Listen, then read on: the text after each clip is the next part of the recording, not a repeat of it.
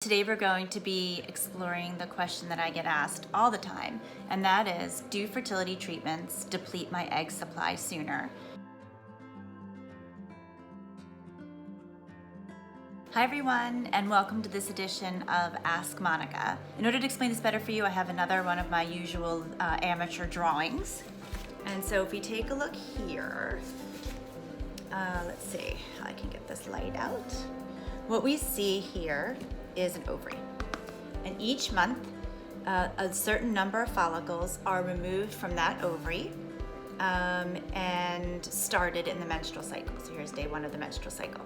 And how much is removed from that ovary each month is dependent on you and dependent on that particular cycle that you have.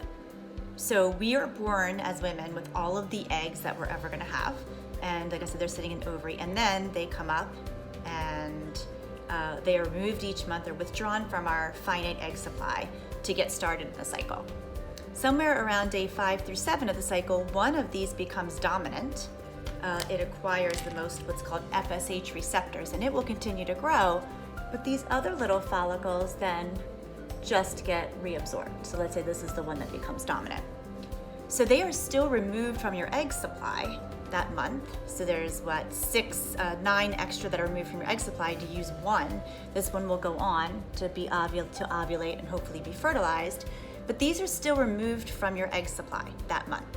It's just that they're not used. So when we give you medications for ovarian stimulation, what we're doing is we're not removing more from the ovary. All we're doing is keeping these follicles, some of these, maybe not all of these, they still start that cycle like always. So we removed, in this particular instance, we removed 10 eggs from your egg supply. But now when we give you medication early, so it has to be before dominant follicle formation, and that's why we're so particular about you coming in at a certain point of your cycle, maybe what we can do is salvage maybe 3 to 5 of these eggs. So instead of 9 extra eggs being not used, maybe only 3 or 4 extra aren't used, and the other 3 to 4 go on to be kind of players in the cycle. So the short answer to that question is no, we're not using more of your egg supply.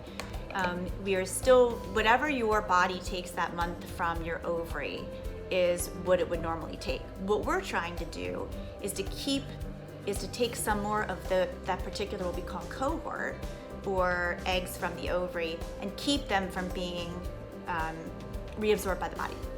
Let more of them make dominant follicles. So in, let's say, an insemination cycle, or a cycle where we ask you to have intercourse, we maybe want 3 to 5 of those to become dominant. In a cycle where you do IVF, where we have more control over how many fertilize and implant, and you're not at such great risk for hyperstimulation and high donor multiples, we will take many of those follicles, over 20 of those follicles, let's say, to then be used to be dominant follicles, or what we call players in that cycle.